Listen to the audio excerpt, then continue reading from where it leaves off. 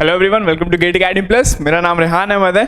आज हम बात करेंगे हमारे नेक्स्ट लेक्चर में, इसमें हम डिस्कस करेंगे हमारे पास जो टाइप 2 कॉलम जो था हमारे पास। ठीक है, टाइप 2 मतलब मैंने आपको 3 टाइप्स मैंने आपको डिफरेंशिएट करवाया था कॉलम्स को।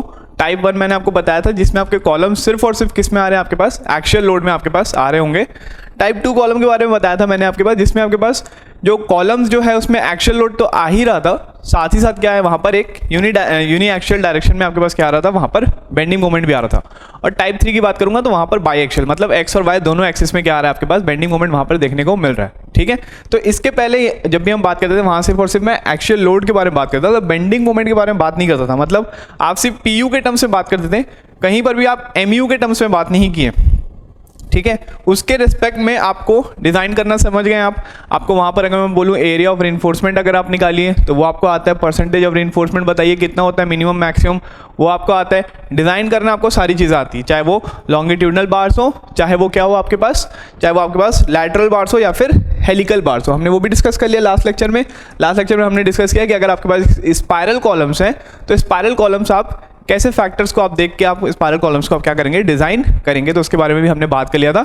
एक कंडीशन थी जो बहुत ही इंपॉर्टेंट कंडीशन थी उसकी, बस आप अगर आपको वो वाली कंडीशन याद है तो आप वहाँ से इजीली क्या कर लोगे, स्पाइरल कॉलम को आप इजीली डिज़ाइन कर लेंगे। ठीक है, थोड़ा सा वहाँ कॉम्प्लिकेटेड था VH और VC वगैरह निकालना, बट एक बार अगर आप देखोगे ध्यान से समझोगे, VH मैंने 2-3 बार समझाया था कैसे निकालना है, उसको एक बार गो थ्रू करोगे तो आपको वहाँ से समझ में आ जाएगा। ठीक है, तो हमने टाइप 1 वाला जो कॉलम था, देखिए ऐसा नहीं है कि टाइप 1 टाइप 2 टाइप 3 करके ऐसे टाइप का कोई आपके पास ऐसा नोटेशन नहीं है कि सच में ऐसा होता है। वो मैंने 3 पार्ट्स में बताया था, तो मैंने अपने अकॉर्डिंग मैंने बोल दिया था कि this is type 1, this is type 2 and this is type 3, ताकि अगर मैं टाइप 1 बोलूँ तो आप सिर्फ एक्शियल लोड के बारे में सोचें, अगर मैं टाइप 2 बोल रहा हूँ तो आप सिर्फ axial load plus bending moment, uniaxial bending moment के बारे में बोले। अगर मैं बोलूँ टाइप 3 तो आप सिर्फ एक्शियल लोड और बाई एक्शियल बेंडिंग मोमेंट के बारे में ही सोचें। ठीक है, तो हमने टाइप 1 कंप्लीट कर लिया था। नेक्स्ट अपन बात करते हैं किसकी, नेक्स्ट हम बात करते हैं columns subjected to axial load and uniaxial bending moment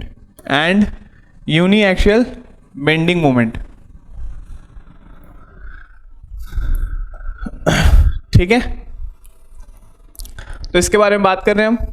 तो बेसिकली यहां पर क्या होगा आपके पास, यहाँ पर आप बात करेंगे पीयू की, एक्शियल लोड क्या है आपके पास, एक्शियल लोड क्या है पीयू, और यहाँ पर क्या आ रहा है आपके पास, बेंडिंग मोमेंट में आ रहा है, तो आपके पास यहाँ पर एमयू की भी आपको क्या करना पड़ेगा, बात करना पड़ेगा। ठीक है, पीयू का तो हमने देखा था, पीयू निकालना हमने सीखा था, 1-2 फॉर्मूले पढ़े थे। एक आपने देखा था आपके पास जो फॉर्मूला जो आया था, अगर आपके पास सिर्फ और सिर्फ एक्शियल लोड अगर आप कंसीडर कर रहे हो विदाउट एसेंट्रिसिटी को कंसीडर करते हुए, मिनिमम एसेंट्रिसिटी को कंसीडर करते हुए, सिर्फ अगर आप एक्शियल लोड को ही कंसीडर करते हुए अगर आप लोड कैरिंग कैपेसिटी निकाल रहे हो, तो पीयू का फॉर्मूला मैंने आपको बताया था, कितना आया था पीयू का फॉर्मूला, मैंने आपको बताया था 0.45 FC के AC plus 0.75 FY into AS, ये याद रखिएगा बहुत अच्छे से। लेकिन अगर आप उसमें देख रहे हो कि अगर आपको मिनिमम एसेंट्रिसिटी वाला कंसीडर करना है, उसका इफेक्ट, मिनिमम एसेंट्रिसिटी का इफेक्ट अगर आप कंसीडर कर रहे हो तो 90% ही इसका लेंगे हम, तो कितना हो जाएगा 0.4 FC के AC plus 0.67 FY into AS। ठीक है, तो यहाँ से आप क्या करोगे, ये वाले फॉर्मूले से आप क्या निकाल लेंगे, टाइप 1 वाले कॉलम की। तो कहीं पर भी हम सिर्फ पीयू निकालना ही सीखते थे, वहाँ पर हम एमयू वगैरह की बात नहीं करते थे। ठीक है, बेंडिंग मोमेंट की बात नहीं करते थे। क्यों नहीं करते थे, क्योंकि बेंडिंग मोमेंट का इफेक्ट हमने कंसीडर किया ही नहीं था, वहाँ पर बेंडिंग मोमेंट आ ही नहीं रहा था। वहाँ पर सिर्फ और सिर्फ क्या आ रहा था आपके पास, एक एक्शियल लोड आ रहा था। लेकिन वो एक्शियल लोड भी आपके पास अगर इन प्रैक्टिस जरूरी नहीं को 101% एकदम एग्जैक्टली वो CG से ही पास करे, थोड़ा बहुत इधर उधर हो सकता है। तो वहाँ पर हमने क्या किया था, ई मिनिमम, वहाँ पर एक कंसेप्ट हमने पढ़ा था, उसके बारे में हमने बात कर ली थी। क्लियर, तो मैंने अच्छे से रिवाइज भी करवा लिया उस चीज़ को। अब अपन बात करते हैं कि आपके पास एक्शियल लोड तो आ ही रहा है, साथ में बेंडिंग मोमेंट की बात करते हैं। तो बेसिकली ना जब आप ये दोनों पैरामीटर्स के बारे में बात करते हो, तो आपको यहाँ पर ना इंटरैक्शन कर्व यूज़ करना पड़ता है। क्या यूज़ करना पड़ता है आपको, कॉलम इंटरैक्शन कर्व। ये कहाँ पर रहेगा, ये आपके पास जो SP16 का जो कोड है, ठीक है, IS कोड में नहीं रहेगा, ये SP16 करके आपके पास एक छोटा सा आपके पास एक कोड रहेगा, उसमें आपके पास सिर्फ ग्राफ्स वगैरह ही गिवन होंगे, सिर्फ ग्राफ्स गिवन होंगे। ठीक है, तो आपको ये वाला SP16 वाला आपको जो कोड है वो यूज़ करना है। वहाँ पर आपके पास अलग अलग बहुत सारे आपके पास ग्राफ्स होंगे। आपको कौन सा ग्राफ देखना है, कॉलम इंटरैक्शन कर्व आपको देखना है। और वो कॉलम इंटरैक्शन कर्व जो है, ठीक है, उसका सिग्निफिकेंस क्या है अभी अपन उसके बारे में पढ़ लेते हैं। फिर उसके बाद मैं आपको बताऊंगा इसका एनालिसिस कैसे करेंगे इस टाइप वाले कॉलम्स को, ठीक है। Column subjected to axial load and bending moment. तो हम किसका यूज़ करेंगे जब एनालिसिस करेंगे, तो हम इंटरैक्शन कर्व का यूज़ करेंगे। तो सबसे पहले हम देख लेते हैं इंटरैक्शन कर्व के बारे में। क्लियर? तो अगर मैं बात करूँ यहाँ पर इंटरैक्शन कर्व की, अगर मैं बात करूँ इंटरैक्शन कर्व की, तो बेसिकली एक कर्व होता क्या है, क्या यूज़ करेंगे इस कर्व का, उसके बारे में बात करेंगे। तो बेसिकली अगर मैं कर्व की बात करूँ तो कर्व बहुत अच्छे से बनाइएगा, ठीक है। ये क्या आपके पास एक कर्व है, this is your Y axis and this is your X axis. Clear? यहाँ पर क्या हो रहा है आपके पास, ये कर्व में आपको, ये ग्राफ में आपके पास बहुत सारे ऐसे कर्व होंगे, ठीक है। ये ग्राफ में क्या होगा आपके पास, ऐसे बहुत सारे क्या होंगे, कर्व होंगे, ठीक। बेसिकली क्या होगा, यहाँ पर आपके पास दो लाइन होती है। बेसिकली क्या होता है आपके पास, दो लाइंस होती है, ठीक है। एकदम सिंपल वे में समझाऊंगा, समझिएगा। बेसिकली यहाँ पर दो लाइंस होती है, इसको हम बोलते हैं, ये वाली जो लाइन है इसको हम बोलते हैं मिनिमम एसेंट्रिसिटी लाइन। क्या बोलते हैं इसको, मिनिमम एसेंट्रिसिटी लाइन। और ये वाली जो लाइन आपके पास जो गई है इसको हम बोलते हैं balanced eccentricity line, balanced eccentricity line. अब अगर आप देखोगे तो हम सिर्फ एक ही ग्राफ को अगर मैं कंसीडर करूं यहाँ पर, ठीक है, मैं सिर्फ एक ही कर्व को कंसीडर कर रहा हूँ, तो ऐसे आपको बहुत सारे कर्व देखने को मिलेंगे इस ग्राफ के अंदर। मैं सिर्फ क्या कर रहा हूँ, अभी आपको सिग्निफिकेंस समझा रहा हूँ। तो मैं सिर्फ क्या कर रहा हूँ, अभी सिर्फ एक ही कर्व को मैं एनालाइज कर रहा हूँ और उसको मैं समझा रहा हूँ कि बेसिकली कर्व बता क्या रहा है आपको, ठीक है। बेसिकली मैं आपको बता रहा हूँ कि कर्व आपको क्या बता रहा है, उसके बारे में अपन बात करते हैं। तो यहाँ पर अगर आप देखोगे तो ये जो दो लाइन आपके पास जो मिली है, ठीक है, ये दो रेड लाइन जो की है इस कर्व को डिवाइड की है, वो कितने पार्ट्स में डिवाइड किए, पूरे कर्व को 3 पार्ट्स में डिवाइड किए, ठीक है। समझना, आखिरी में जो कंक्लूजन आएगा मजा आएगा आपको, ठीक है। आखिरी में जो कंक्लूजन आएगा that will be good. 3 parts में डिवाइड किए हैं, this is your part number 1, this is your part number 2 and this is your part number 3। 3 parts में डिवाइड किए। अब मैं बोल रहा हूँ इसमें जो पहला जो पार्ट है, ठीक है, ये वाला जो पहला जो पार्ट है इसको हम बोलते हैं मिनिमम एसेंट्रिसिटी जोन। इसको हम क्या बोलते हैं, मिनिमम एसेंट्रिसिटी जोन, ठीक है। तो यहाँ पर आपके पास जो फर्स्ट वाला जो रीजन आया, जो फर्स्ट आपके पास जो रीजन आया इसको हम बोलते हैं minimum eccentricity region, minimum eccentricity region, ठीक है। छोटी लग रही होगी राइटिंग, तो मैं बोलते भी जा रहा हूँ, साथ में लिखते जाइएगा। जो पार्ट नंबर 2, जो सेकंड वाला जो रीजन आया, सेकंड वाला जो रीजन आया इसको हम बोलते हैं कंप्रेशन कंट्रोल रीजन। इसको हम क्या बोलते हैं, कंप्रेशन कंट्रोल रीजन। इसको हम बोलते हैं कंप्रेशन कंट्रोल रीजन। थर्ड आपके पास जो पार्ट है उसको हम बोलते हैं tension control region, tension control region. अब बेसिकली आप बोलोगे कि सर ये ग्राफ बनाया तो हो, बट ये ग्राफ किसके बेस पे बना है, वाई एक्सिस और एक्स एक्सिस क्या है। तो मैं आपको बताया कि ये जो वाई एक्सिस है this will be your P U upon F C K into B, ठीक है। ये जो ग्राफ है वो क्या आपके पास, that is your P U upon F C K into B, ठीक है। सिमिलरली ये वाला जो आपके पास एक्स एक्सिस है ये क्या आपके पास, that is M U upon F C K into B D square. ये क्या आपके पास, M U upon F C K into B D square, और ये क्या आपके पास P U upon F C K B D, ठीक है।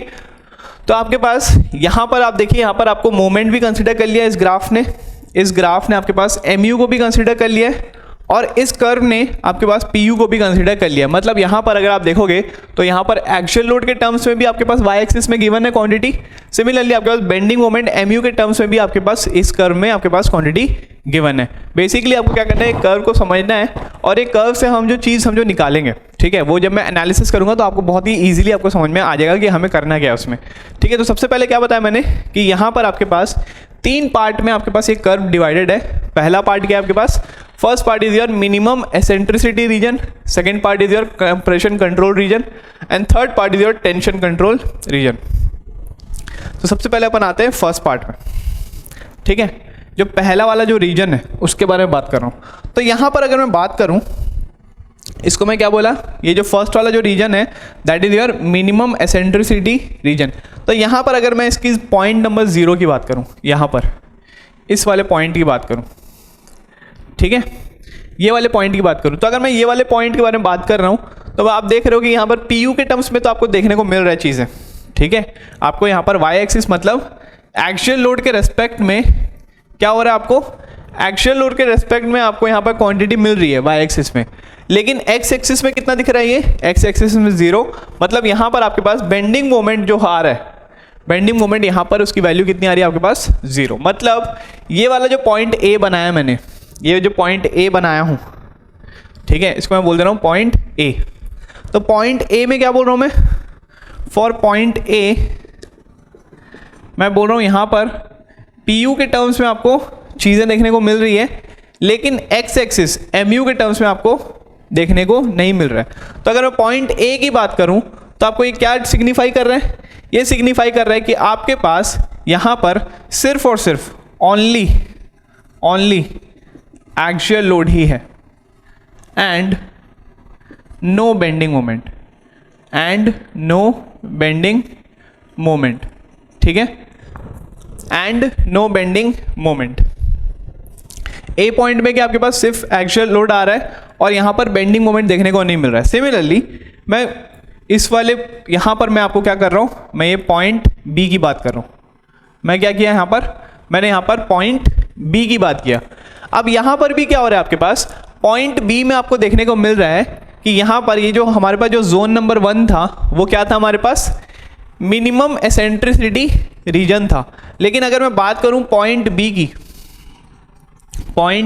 की बात करूं तो ये क्या है, यहाँ पर आपको पीयू देखने को तो मिलेगा, पीयू देखने को मिलेगा, लेकिन यहाँ पर पॉइंट बी में क्या हो रहा है आपके पास, बेंडिंग मोमेंट भी देखने को मिल रहा है। बट ये बेंडिंग मोमेंट किसके कारण आ रहा है आपके पास, मिनिमम एसेंट्रिसिटी के कारण आ रहा है, क्योंकि ये कहाँ पर आ रहा है आपके पास, this is your under the first region आपके देखने को मिल रहा है। जो पहला वाला जो रीजन है उसके अंदर आपको देखने को मिल रहा है। तो पॉइंट बी की अगर मैं बात करूं तो वो कहाँ पर देखने को मिल रहा है, कौन से जोन में आ रहा है, वो मिनिमम एसेंट्रिसिटी के जोन में आ रहा है। मतलब अगर मैं बात करूं बेंडिंग मोमेंट की तो यहाँ पर एम यू कौन सा देखने को मिल रहा है, एम यू मिनिमम देखने को मिल रहा है। एम यू मिनिमम मतलब ये किसके कारण आ रहा है आपके पास, ये आपके पास आ रहा है मिनिमम एसेंट्रिसिटी के कारण। मतलब ये पी यू इंटू ई मिनिमम वाला, चाहे वो एक्स एक्सिस हो चाहे वो वाई एक्सिस हो, ठीक है, उसके कारण आपको देखने को मिल रहा है। मतलब यहाँ पर आपके पास क्या हो रहा है, मिनिमम एसेंट्रिसिटी के कारण जो मिनिमम बेंडिंग मोमेंट आता था वो आ रहा है, और साथ ही साथ क्या आ रहा है, यहाँ पर एक्चुअल लोड देखने को मिल रहा है, ठीक है।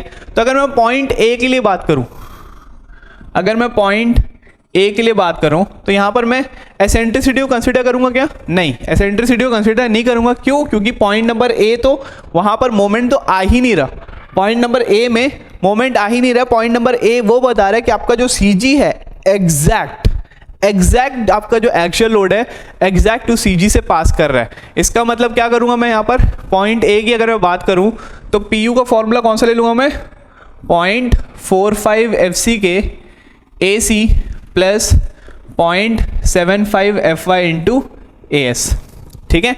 यहाँ पर मैंने क्या किया, मिनिमम एसेंट्रिसिटी को भी मैंने कंसिडर नहीं किया। क्यों, क्योंकि यहाँ पर बेंडिंग मोमेंट की वैल्यू कितनी हो गई आपके पास, एकदम कंप्लीटली कितनी हो गई, वो 0। लेकिन अगर मैं पॉइंट नंबर बी की बात कर रहा हूँ तो पॉइंट नंबर बी में बेंडिंग मोमेंट आपके पास आ रहा है, लेकिन ये कौन से जोन में है, ये फर्स्ट जोन में है। ये क्या आपके पास मिनिमम एसेंट्रिसिटी रीजन में है। तो आपके पास जो बेंडिंग मोमेंट जो डेवलप हो रहा है वो कौन सा हो रहा है आपके पास, मिनिमम बेंडिंग मोमेंट डेवलप हो रहा है, और वो किसके कारण आ रहा है आपके पास, मिनिमम एसेंट्रिसिटी के कारण आपके पास जो बेंडिंग मोमेंट देखने को मिलता है। तो पॉइंट बी की अगर मैं बात करूं तो यहां पर हम क्या किए, इस जोन नंबर 1 ही चल रहा है ना, ये क्या आपके पास, this is your zone number 1। तो पॉइंट बी में आपके पास जो पी यू की जो वैल्यू होगी वहाँ पर हम क्या करेंगे, वहाँ पर हम मिनिमम एसेंट्रिसिटी के इफेक्ट को हम क्या करेंगे, कंसीडर करेंगे। मतलब ये क्या हो जाएगा आपके पास, ये हो जाएगा आपके पास 90% इसका, तो वो कितना हो जाएगा 0.4 FC के into AC plus 0.67 FY into AS। समझ में आया? मतलब यहाँ पर MU मिनिमम जो है वो क्या हो सकता है आपके पास, that will be MU minimum XX किसके कारण आएगा, PU into E minimum XX, ठीक है, या फिर क्या हो सकता है वो और MU मिनिमम YY, दोनों एक साथ नहीं ना, मैं और के बारे में बात कर रहा हूँ क्योंकि मैं भी आपको यूनी एक्चुअल बता रहा हूँ, दोनों में से कोई एक आ सकता है। दूसरा क्या आ सकता है आपके पास, PU into E minimum YY, ठीक है। तो इसके कारण आपके पास क्या होगा, आपके पास बेंडिंग मोमेंट देखने को मिलेगा, मिनिमम बेंडिंग मोमेंट, और वो किसके कारण आ रहा है, मिनिमम एसेंट्रिसिटी के इफेक्ट को कंसीडर करते हुए आ रहा है। तो पॉइंट बी में हम क्या ले लेंगे, PU इक्वल्स टू 90% ही लेंगे, मतलब हम क्या करेंगे 10% डिक्रीज कर लिए। तो देखो यहाँ पर पॉइंट ए से मैं क्या किया, यहाँ पर 10% मैंने यहाँ पर क्या किया, रिड्यूस किया, तो मुझे क्या मिल जाएगा, मुझे यहाँ से पॉइंट बी मिल जाएगा। और ये जोन नंबर 1 कौन सा है, जोन नंबर 1 है हमारे पास मिनिमम एसेंट्रिसिटी रीजन। क्लियर? तो अगर मैं यहाँ पर बात करूँ जोन नंबर 1 की, ठीक है, अगर मैं बात कर रहा हूँ यहाँ पर जोन नंबर 1 की, तो हमने जोन नंबर 1, अभी हमने ये वाली जो चीज़ें पढ़ी, ये हमने जो 2 चीज़ें पढ़ी है, ये हमने कहाँ पर पढ़ी थी, टाइप कौन से कॉलम के लिए, फर्स्ट वाले कॉलम के लिए। तो अगर मैं जोन नंबर 1 की बात कर रहा हूँ तो इसको हम यहाँ पर लिख सकते हैं, it is the region defined for column type 1, for column type 1 that is subjected to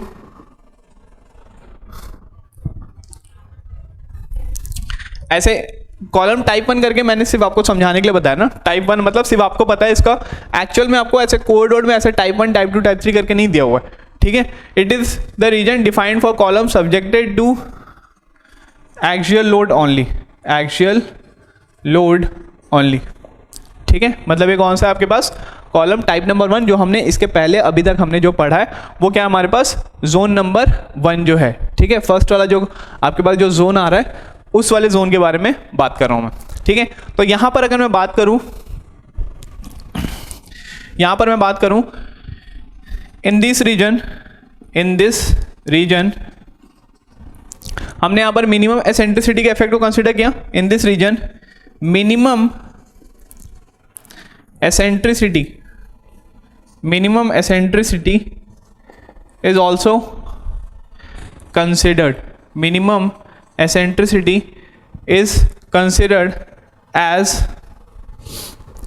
कैसे पता है हमें यहाँ पर फॉर्मूला पता है, E minimum equals to L0 by 500 plus B या फिर D अपॉन 30 और 20 mm, दोनों में से आपके पास जो भी मैक्सिमम आपको देखने को मिल जाएगा, ठीक है। वहाँ से आप क्या करोगे, वो आपके पास कौन से रीजन में मिल रहा है, आपके पास मिनिमम एसेंट्रिसिटी रीजन, मतलब this is the first one, okay, the first region, ठीक है। तो यहाँ से आप क्या करोगे, मिनिमम एसेंट्रिसिटी भी आप इवैल्यूएट करके देख सकते हो कि आप वहाँ पर 10% भी रिड्यूस कर सकते हो, अगर आपके पास ई मिनिमम क्या होना चाहिए, less than equal to 0.05 B या डी से अगर होना चाहिए तो, ठीक है। और अगर मैं बात करूँ यहाँ पर द स्ट्रेन, या फिर लिख सकते हो the maximum strain, the maximum strain in the compression zone, the maximum strain in the compression zone is 0.002। ये याद रखिएगा, ये जब मैं आपको assumption जब आपको समझा रहा था, ठीक है, जब मैं आपको assumption समझा रहा था तब मैंने आपको बताया था कि आपके पास 3 assumption बताए थे। एक आपको बोला था 0.002 ले लेना, एक आपको बोला था 0.0035 ले लेना, एक आपको बोला था 0.0035 माइनस, एक आपको बोला था मैंने आपके पास जो हाईएस्ट आपके पास जो कंप्रेशन जोन में जो आपके पास स्ट्रेन आएगा वो कितना हो जाएगा, 0.0035 माइनस 0.75 इंटू आपके पास जो लीस्ट कंप्रेशन जोन में जो स्ट्रेन आएगा। तो उसमें से हमारे पास 3 मैंने अजम्पशन जो पढ़ाए थे। तो जो फर्स्ट वाला जो था, फर्स्ट वाला वो किसके लिए था आपके पास, जब हम टाइप नंबर 1 हम जब कंसीडर कर रहे हैं, ठीक है। टाइप नंबर 1 मतलब आपके पास सिर्फ क्या ले रहे हैं हम वहाँ पर, मिनिमम एसेंट्रिसिटी के इफेक्ट को ही हम क्या कर रहे हैं वहां पर कंसिडर कर रहे हैं, बेंडिंग मोमेंट को हम वहां पर कंसिडर नहीं कर रहे हैं, ठीक है। मैंने आपको बताया था the maximum strain in the column, the maximum strain in the compression zone when the column is subjected only axial compression, when the column is subjected to only axial compression, मतलब वहां पर सिर्फ axial compression ही आ रहा है, वहां पर bending को हमने वहां पर हमने इफेक्ट को उसको कंसीडर नहीं किया, वहां पर बेंडिंग नहीं आ रहा है, तो उस केस में आपके पास जो मैक्सिमम स्ट्रेन आ रहा था वो कितना आ रहा था आपके पास 0.002। तो मैंने क्या बताया, जोन नंबर 1 हमारे पास क्या हो रहा है, सिर्फ एक्सियल लोड में ही आ रहा है, तो यहाँ पर स्ट्रेन की वैल्यू कितनी हो जाएगी आपके पास 0.002। मैं थोड़ा अच्छे से समझा रहा हूँ आपके पास, अलग अलग जोन को हम वहाँ पर अच्छे से इत्मीनान से पढ़ेंगे, तब आपको चीज़ें समझ में आई जाएगी कि आपके पास जब एनालिसिस या डिज़ाइन करोगे तो इस कर्व का मतलब क्या रहेगा, ठीक है। नेक्स्ट अपन देखते हैं जोन नंबर 2 के बारे में, ठीक है। तो ये क्या था आपके पास, दिस वॉज योर जोन 1। तो अगर मैं जोन नंबर 2 के बारे में बात करूँ, अगर मैं आपसे जोन 2 के बारे में बात करूं, तो जोन 2 में अगर आप देखोगे तो जोन 2 को हम क्या बोलते हैं, उसको हम बोलते हैं कंप्रेशन कंट्रोल रीजन, ठीक है। ये क्या होता है आपके पास, कंप्रेशन कंट्रोल रीजन, मतलब यहां पर आपके पास एंटायरली आपका जो स्ट्रेन डायग्राम जो बनेगा, ठीक है, आपका कॉलम का जो क्रॉस सेक्शन है, ठीक है, उसका अगर आप स्ट्रेन डायग्राम बनाओगे तो वहां पर आपको क्या देखने को मिलेगा कि आपका एंटायर जो आपके पास जो स्ट्रेन डायग्राम है that is subjected to only क्या, कंप्रेशन, ठीक है, that is subjected to only compression. वहां पर आपके पास टेंशन में आपको देखने को नहीं मिलेगा। तो वहां पर अगर मैं बात करूं, वहां पर आप याद करिए जब मैं आपको एजम्पशन पढ़ा रहा था, तो वहां पर आप स्ट्रेन की वैल्यू कितनी रखे थे आपके पास, जब मैं एजम्पशन पढ़ा रहा था तो वहां पर आप स्ट्रेन की वैल्यू कितनी रखे थे। तो अपन बात करते हैं जोन नंबर 2 की, अपन बात करते हैं यहाँ पर जोन नंबर 2 की। जोन नंबर 2 क्या है हमारे पास, जोन नंबर 2 है हमारे पास कंप्रेशन कंट्रोल रीजन, ठीक है। कौन सा रीजन है वो, ये वाला, this is your compression control region. तो यहां पर अगर मैं बात करूं, ठीक है, यहां पर अगर मैं बात करूं, ठीक है, बी को जस्ट थोड़ा सा इसके लेफ्ट में लेना, रेड लाइन के थोड़ा सा लेफ्ट में लेना। अब अगर मैं बात कर रहा हूँ यहाँ पर रेड लाइन से थोड़ा सा मैंने राइट में, यहाँ पर मैंने एक सी पॉइंट लिया और मैंने यहाँ पर, नहीं तो सी पॉइंट नहीं ले रहा हूँ मैं, चलिए सी पॉइंट नहीं ले रहा हूँ, चलिए इसको बी ही रहने दीजिए। मैं मान लीजिए यहाँ पर मैं एक सी पॉइंट कंसिडर किया, ठीक है, मैं यहाँ पर क्या किया, सी पॉइंट कंसिडर किया और यहाँ पर मैंने एक डी पॉइंट मैंने क्या किया यहाँ पर कंसिडर किया, ठीक है। तो ये कौन से जोन के अंदर आ रहा है, ये आपके पास आ रहा है जोन नंबर 2 के अंदर। कहाँ पर आ रहा है ये, जोन नंबर 2 के अंदर। तो यहाँ पर आप मेरे को बता सकते हो कि यहाँ पर सी पॉइंट में आपको वाई एक्सिस भी भरपूर मिल रहा है, ठीक है, प्रॉपर आपको वाई एक्सिस में भी आपके पास एक क्वांटिटी अच्छी खासी मिल रही है। मतलब यहाँ पर क्या हो रहा है आपके पास एक्सियल लोड के टर्म्स में, मतलब एक्सियल लोड आपको यहाँ पर अच्छे से देखने को मिल रहा है। सिमिलरली सी पॉइंट में अगर आप देखोगे तो ये एक्स से भी काफ़ी दूर है, एक्स से भी काफ़ी दूर है, तो मतलब यहाँ पर आपके पास एक्सियल लोड तो आ ही रहा था, साथ ही साथ क्या आ रहा है यहाँ पर बेंडिंग मोमेंट भी आपको देखने को मिल रहा है। एक्सियल लोड आ ही रहा था, साथ ही साथ बेंडिंग मोमेंट भी देखने को मिल रहा है। सिमिलरली डी में भी अगर आप देखोगे तो यहाँ पर एक्सियल लोड भी आ रहा है और बेंडिंग मोमेंट भी आपको देखने को मिल रहा है। एक डिफरेंस देखिए आप सी और डी में, सी में आप देखेंगे कि यहाँ पर आपके पास एक्सियल लोड ज़्यादा है, मतलब वाई की वैल्यू क्या है यहाँ पर ज़्यादा है, और अगर मैं एक्स की वैल्यू बताऊँ तो एक्स की वैल्यू क्या है यहाँ पर कम है। लेकिन जैसे जैसे आपने एक्सियल लोड की वैल्यू कम किया, एक्सियल लोड की वैल्यू आप सी से क्या किए, कम गए, तो आपके पास जो बेंडिंग मोमेंट था उसकी वैल्यू क्या होगी आपके पास, इंक्रीज हो गई। तो यहां पर एक पॉइंट आप देख सकते हो कि when you decrease the axial load, when you decrease the axial load the bending moment increases, the bending moment क्या हो रहा है आपके पास यहाँ पर इंक्रीज होते हुए यहाँ पर देखने को मिल रहा है। मतलब एक्स की वैल्यू क्या हो रही है यहाँ पर ज़्यादा आ रही है, जब आपके पास वाई की वैल्यू क्या हो रही है आपके पास कम हो रही है, ठीक है। क्योंकि आपके पास एक कर्व कैसा आपके पास डाउनवर्ड कर्व है, तो इसी कारण क्या हो रहा है आपके पास यहाँ पर, सिंस जब वाई एक्सिस जब यहाँ पर कम हो रहा है, वाई की वैल्यू जब कम हो रही है तो एक्स की वैल्यू क्या हो रही है यहाँ पर ज़्यादा देखने को मिल रही है। मतलब जब आपके पास एक्सियल लोड कम हो रहा है, when axial load is decreasing the effect of bending moment is increasing, ठीक है। तो यहाँ पर मैंने आपको क्या बताया कि ये कौन सा कॉलम है, ये वो वाला कॉलम है जिसके ऊपर एक्सियल लोड भी आ रहा है, एक्सियल लोड भी आ रहा है और जिसके ऊपर आपके पास बेंडिंग मोमेंट भी आ रहा है। तो ऐसा कौन सा टाइप का कॉलम होता है जहां पर आपके पास एक्सियल लोड भी आता है और बेंडिंग मोमेंट आता है, दोनों, चाहे वो यूनि एक्सियल हो चाहे वो आपके पास बाई एक्सियल हो, तो वहां पर आपके पास क्या हो, आपके पास इसको हम बोल सकते हैं the reason 2 is called compression control region. Compression control region. Here the column is subjected to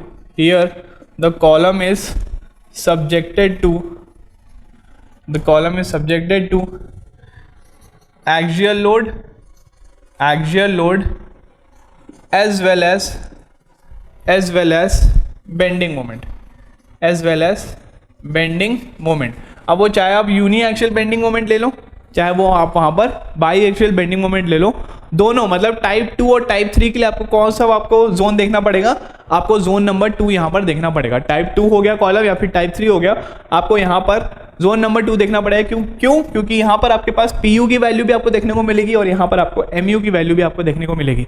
यहाँ पर आपके पास y एक्सिस के टर्म्स में भी आपके पास वैल्यू दिख रही है और यहाँ पर आपके पास x एक्सिस के टर्म्स में भी आपके पास वैल्यू देखने को मिल रही है। आप बोलोगे सर B में भी तो आपके पास MU देखने को मिल रही थी, B पॉइंट में भी आपके पास MU देखने को मिल रहा था, बिल्कुल दिख रहा था, लेकिन वो किसके कारण आ रहा था, आपके पास जो मिनिमम एसेंट्रिसिटी हो रहा है उसके कारण बेंडिंग मोमेंट आ रहा था।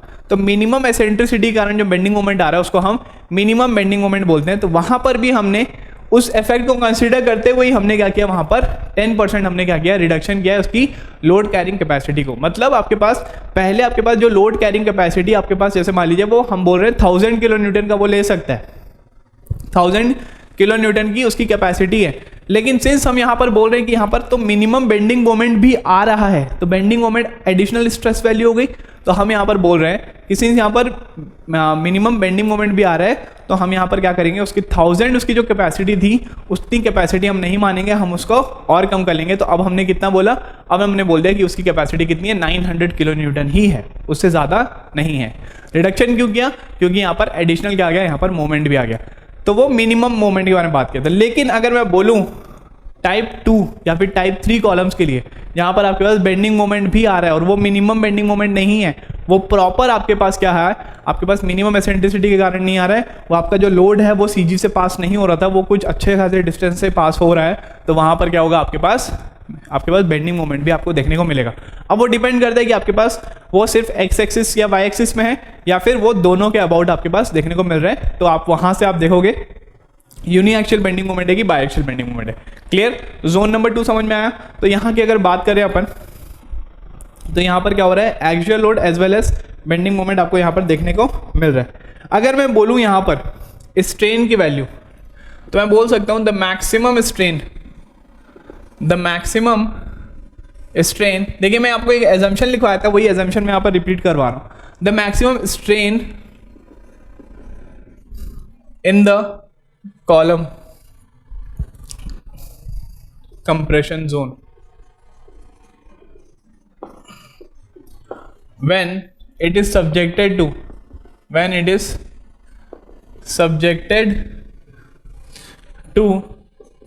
the axial load, and bending moment,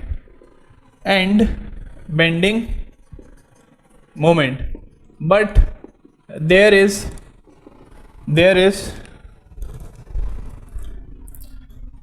no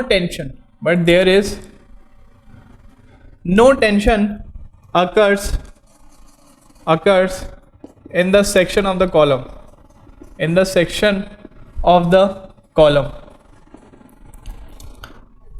then आपके पास जो स्ट्रेन जो है, हाईएस्ट कंप्रेशन जोन में आपके पास जो स्ट्रेन है उसकी वैल्यू कितनी बताया था मैंने आपको, इस केस में आपके पास उसकी वैल्यू बताया था 0.0035 minus 0.75 into least compression zone. ठीक है, कितना बताया था मैंने, ECH equals to 0.0035 minus 0.75 ECL। मतलब यहां पर आपके पास जब भी आप कहां पर आओगे, आप जब भी जोन 2 देखोगे, आप कर्व का कौन सा देख रहे हो आप, जोन नंबर 2 देख रहे हो, तो वहाँ के कॉलम्स के लिए आपके पास जो स्ट्रेन की जो वैल्यू है वो कितनी होनी चाहिए आपके पास, मैक्सिमम की वैल्यू होनी चाहिए 0.0035 माइनस 0.75 ECL। कैसे है आपके पास, यहाँ पर मैंने आपको बताया था कि ये क्या है आपके पास, अगर आपके पास एक कॉलम का क्रॉस सेक्शन है, ठीक है, ये कॉलम का क्रॉस सेक्शन है, यहाँ पर मान लीजिए मैंने यहाँ पर 4 बार्स डाले हुए हैं, ठीक है। तो अगर मैं इसका स्ट्रेन डायग्राम बनाया, अगर मैं इसका स्ट्रेन डायग्राम बनाया तो स्ट्रेन डायग्राम कैसा बना था हमारे पास, स्ट्रेन डायग्राम हमारे पास बना था कुछ इस टाइप से। स्ट्रेन डायग्राम कैसा बना था हमारे पास, कुछ इस टाइप से बनाया था। ये क्या है हमारे पास ECH, ये क्या है हमारे पास epsilon CL, epsilon CH and epsilon CL। Clear. यहाँ पर मैं क्या बताया था आपको, जैसे हमारे पास जो नॉर्मल हमारे पास जो स्ट्रेन डायग्राम जो लीनियर हमारे पास आता है जिसमें न्यूट्रल एक्सिस आती है, मैंने क्या बोला था, वो न्यूट्रल एक्सिस को आप पकड़ के नीचे खींच दीजिए एकदम, मतलब हमें टेंशन जोन चाहिए ही नहीं इस कॉलम के अंदर। हम कॉलम को कैसे डिजाइन करते हैं, हम कॉलम को as a compression member design करते हैं। तो हम क्या बोल रहे हैं वहाँ पर कि वहाँ पर आप उसकी जो न्यूट्रल एक्सिस है उसको पकड़ के आप एकदम नीचे खींच दीजिए। आप एक बार उसके अजम्पशन वाले वीडियो में देख लेना ना, मैं आपको समझाया था, उसकी जो न्यूट्रल एक्सिस जो है उसको पकड़ के नीचे खींच दीजिए, तो आपके पास जो टेंशन जोन था वो आपके पास इस वाले क्रॉस सेक्शन के जो जोन है उससे बाहर ही चले गया। क्लियर है। तो आपके पास एंटायर जो सेक्शन है वो किस में आ गया, अब कंप्रेशन में आ गया। तो वहां पर आप देख सकते हो कि ऊपर वाला क्या आपके पास, this is your highest compression strain and this is your least compressive strain. तो इसकी जो भी वैल्यू आएगी, इसकी जो भी वैल्यू आएगी, इसके टर्म्स में आप क्या कर सकते हो, एप्सिलॉन CH को आप निकाल सकते हो। क्लियर। इसके टर्म्स में आप क्या कर सकते हो, एप्सिलॉन CH को निकाल सकते हो। वैल्यू क्या है हमारे पास, दिस इज द वैल्यू, ठीक है, 0.0035 माइनस 0.75 ECL दोनों आ जाएंगे इसके अंदर। इस कंडीशन के अंदर आपके पास यूनी एक्सियल बेंडिंग मोमेंट भी आ जाएगा, डिजाइन करेंगे, और इसी कंडीशन में इसी जोन में हम क्या करेंगे, बाई एक्सियल बेंडिंग मोमेंट भी हम यहाँ पर डिजाइन करेंगे। एक और पॉइंट लिख सकते हो, पॉइंट क्या है हमारे पास कि जैसे जैसे आपके पास एक्सियल लोड की वैल्यू क्या हो रही है, आपके पास कम हो रही है, आपके पास बेंडिंग मोमेंट के जो इफेक्ट है वो क्या हो रहा है, आपके पास यहाँ पर इंक्रीज हो रहा है। ठीक है, तो आप यहाँ पर लिख सकते हैं कि एक और पॉइंट लिख सकते हैं, as the axial load is decreasing, the effect of bending moment increases, the effect of bending moment increases। ठीक है, तो अभी समझ में आ रहा है। जोन हमारे पास जो टाइप 1 जो कॉलम था वो कहाँ पर से हमने वो किया था, कौन से जोन में देखा था हमने, वो एंटायरली फर्स्ट जोन में आ रहा था। बाकी के जो टाइप 2 और टाइप 3 जो जोन है वो कहाँ से हमने देखा था, जोन नंबर 2 से देखा था। अगर मैं जोन नंबर 3 की बात करूँ, जोन नंबर 3 को मैंने क्या बोला है, जोन नंबर 3 है हमारे पास टेंशन कंट्रोल रीजन। अच्छा मेरे को बात बताइए, कॉलम में आप कॉलम को कैसे डिजाइन करते हैं, तो कंप्रेशन मेंबर। कॉलम कभी भी हम डिजाइन करते हैं कि वो टेंशन भी ले लें, नहीं। आपके पास जो कॉलम है, आपके पास ये कॉलम है, ठीक है, ये क्या आपके पास, दिस इज योर कॉलम। अब इसके अंदर मैंने रीइंफोर्समेंट डाल दिए, मैंने क्या किया, इसके अंदर रीइंफोर्समेंट डाल दिया। अब क्या हो रहा है, इसके ऊपर लोड लगाया मैंने, ठीक है, 1000 किलो न्यूटन का मैंने क्या किया, यहाँ पर लोड लगाया। तो ऐसा हो सकता है क्या कि कंक्रीट जो है, जो आपके पास जो कंक्रीट है वो कंप्रेशन ले ले और यहाँ पर जो स्टील है वो टेंशन ले ले, जैसे कि बीम में होता था, वैसा कुछ नहीं है। यहाँ पर क्या हो रहा है, आपके पास एंटायर लोड जो है वो कैसा आ रहा है, आपके पास कंप्रेशन में आ रहा है। तो यहाँ पर कंक्रीट हो चाहे वो स्टील हो, दोनों क्या ले लेंगे आपके पास, दोनों आपके पास कंप्रेशन ही लेंगे, दोनों क्या लेंगे आपके पास, कंप्रेशन ही लेंगे।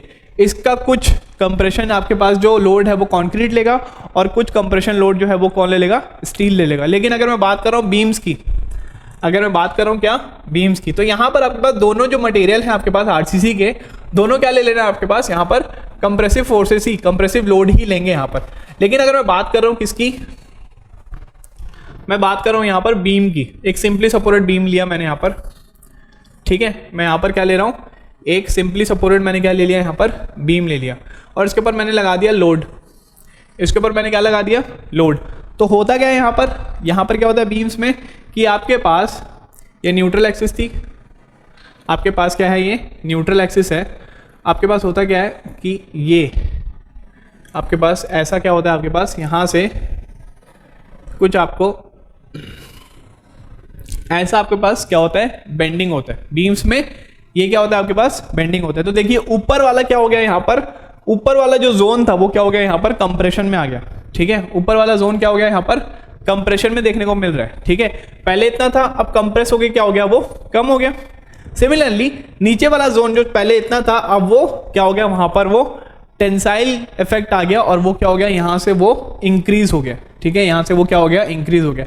तो इसीलिए हम हमेशा बीम में जब भी सिंपली सपोर्टेड देखते हैं तो वहां पर हम क्या बोलते हैं कि ऊपर वाला जो जोन है, ठीक है, above the neutral axis, that is in compression. क्योंकि आप देखिए ना, यहाँ पर आपके पास पहले यहाँ तक था, अब क्या हो गया, कंप्रेस होकर यहाँ तक आ गया। लेकिन अगर नीचे की बात करूं तो पहले यहाँ तक था, वो टेंस होके क्या हो गया, वो और ज्यादा एक्सपैंड हो गया।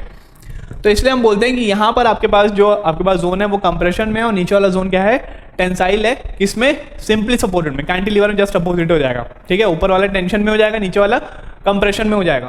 तो यहाँ पर क्या होता है आपके पास, यहाँ पर हम हमेशा टेंशन वाला जो जोन है, इसलिए हम हमेशा क्या करते हैं कि टेंशन जोन में हम यहाँ पर क्या प्रोवाइड करते हैं, रीइंफोर्समेंट प्रोवाइड करते हैं। मतलब जो बॉटम जो होता है वहां पर हम क्या करते हैं, रीइंफोर्समेंट प्रोवाइड करते हैं। क्यों, क्योंकि वहां पर क्या आ रहा है, वहां पर टेंसाइल इफेक्ट आ रहा है। ठीक है, टेंशन आ रहा है, तो वहां पर मैं टेंशन जोन में मैंने स्टील को मैंने वहां प्रोवाइड किया, तो स्टील क्या ले रहा है, वहां पर टेंसाइल लोड ले रहा है। ऊपर न्यूट्रल एक्सिस के ऊपर क्या है आपके पास, कंप्रेशन है, तो ऊपर आपके पास जो कंक्रीट जो है वो एंटायरली क्या ले रहा है आपके पास, कंप्रेसिव लोड ले रहा है। समझ में आया। लेकिन बीम कॉलम्स में ऐसा नहीं है। कॉलम्स में आपके पास कंप्रेशन और टेंशन दोनों नहीं आता। कॉलम्स हमारा सिर्फ और सिर्फ किसके लिए डिजाइन होता है, आपके पास कंप्रेशन के लिए ही डिजाइन होता है। तो यहाँ पर चाहे वो कंक्रीट हो चाहे वो स्टील हो, दोनों क्या ले रहे हैं यहाँ पर आपके पास, सिर्फ कंप्रेसिव लोड ही ले रहे हैं। तो अगर मैं थर्ड वाले जोन की बात किया, थर्ड वाला जोन क्या है हमारे पास, टेंशन कंट्रोल रीजन। तो टेंशन के बारे में तो हम बात ही नहीं करते। टेंशन के बारे में क्या कर रहे हैं, हम बात ही नहीं कर रहे हैं। तो बेसिकली अगर मैं यहाँ पर एक पॉइंट ले लिया ई, यहाँ पर मैंने एक पॉइंट ले लिया ई, तो आप देख रहे हैं यहाँ पर ई में आपके पास थोड़ा सा आपको यहाँ पर एक्सियल लोड भी देखने को मिल रहा है और यहाँ पर आपको बेंडिंग मोमेंट का इफेक्ट बहुत ज़्यादा देखने को मिल रहा है। ठीक है, तो यहाँ पर क्या आ रहा है आपके पास, जोन नंबर 3 की बात कर रहा हूँ, जोन नंबर 3 की बात कर रहा हूँ। तो यहाँ पर क्या है आपके पास, टेंशन कंट्रोल रीजन है। तो यहाँ पर आप लिख सकते हो कि columns are designed only for compression, only for compression, hence this zone is not used for columns, and this zone is not used for columns। ठीक है, क्योंकि यहाँ पर क्या आ रहा है आपके पास, टेंशन आ रहा है, तो टेंशन में क्या होगा आपके पास, कॉलम्स को यूज नहीं करेंगे। लेकिन फिर भी मैंने आपको एजम्पशन में आपको मैंने बताया था सेम इसी का, maximum strain in the column compression zone when it is subjected to axial load and bending moment, also there is tension. ठीक है, मतलब वहां पर एक्सियल लोड तो आ ही रहा है। ठीक है, मतलब यहाँ पर आपको एक्सियल लोड आ ही रहा है, साथ में आपके पास बेंडिंग मोमेंट भी आ रहा है। और एक और पॉइंट बताया था कि वहां पर टेंशन का इफेक्ट भी आपको देखने को मिल रहा है। तो वहां पर मैक्सिमम स्ट्रेन कितनी ले लेंगे आप, ना मैक्सिमम स्ट्रेन वहां 0.002 लेंगे आप, ना ही मैक्सिमम स्ट्रेन आप ये वाली वैल्यू लेंगे। वहां पर मैक्सिमम स्ट्रेन आपके पास कितनी होगी, आपके पास होगी 0.0035। जो नॉर्मल आपके पास जो बीम का जैसे स्ट्रेन डायग्राम बनता था वैसे वहां पर स्ट्रेन डायग्राम बनेगा। टॉप पॉइंट कितना होता था, जो आपका कंप्रेशन फाइबर होता था वहां कितना होता था, 0.0035 उसकी वैल्यू होती थी। लेकिन यहाँ पर आप क्या करोगे, जोन नंबर 3 में आप लिख सकते हो कि columns are only design for compression, hence आपके पास ये वाला जो जोन है उसको आप क्या करोगे, इसको आप यूज नहीं करोगे। मेनली जब भी आप टाइप नंबर 1 जो कॉलम यूज करोगे तो आप कौन से वाले जोन रीजन को यूज करेंगे, मिनिमम एसेंट्रिसिटी। मतलब अगर आपके पास सिर्फ एक्सियल लोड आया तो आप यहां से निकालोगे, आपके पास टाइप नंबर 2 या टाइप नंबर 3 हो जहां पर एक्सियल लोड और बेंडिंग मोमेंट दोनों आ रहे हैं, तो आप वहां पर कंप्रेशन कंट्रोल रीजन से आप निकालेंगे। टेंशन वाले रीजन को हम वहां पर इफेक्ट हम नहीं देखेंगे। ठीक है, तो बेसिकली ये आपके पास मैंने आपको बताया इसकी मीनिंग मैंने आपको बताया आपके पास इंटरेक्शन कर्व की। अब मीनिंग आपसे पूछेगा क्या, क्वेश्चन में आएगा क्या आपके पास कि मीनिंग बताओ इंटरेक्शन कर्व की, नहीं यार ऑब्वियसली नहीं आएगा। हमें वहां पर क्वेश्चन कैसा आएगा, हमें डिजाइन के पर्पस में आएगा कि आप डिजाइन करके बताइए। आपके पास एक कॉलम है जिसमें एक्सियल लोड भी आ रहा है और आपके पास यूनी एक्सियल बेंडिंग मोमेंट भी आपको देखने को मिल रहा है। ठीक है, एक्सियल लोड भी आ रहा है और यूनी एक्सियल बेंडिंग मोमेंट भी देखने को मिल रहा है। तो वहां पर क्या करेंगे हम, वहां पर हमें ये वाला जो इंटरेक्शन कर्व है, इस इंटरेक्शन कर्व से हम क्या निकालेंगे, हम वहां से निकालेंगे AST, area of reinforcement. Area of reinforcement कैसे निकालोगे आप, तो उसके बारे में अपन बात करेंगे जब मैं आपको डिजाइन पढ़ाऊंगा, ठीक है। चलिए, तो अपन नेक्स्ट वाला जो टॉपिक रहेगा उसमें हम देखेंगे एनालिसिस और डिजाइन।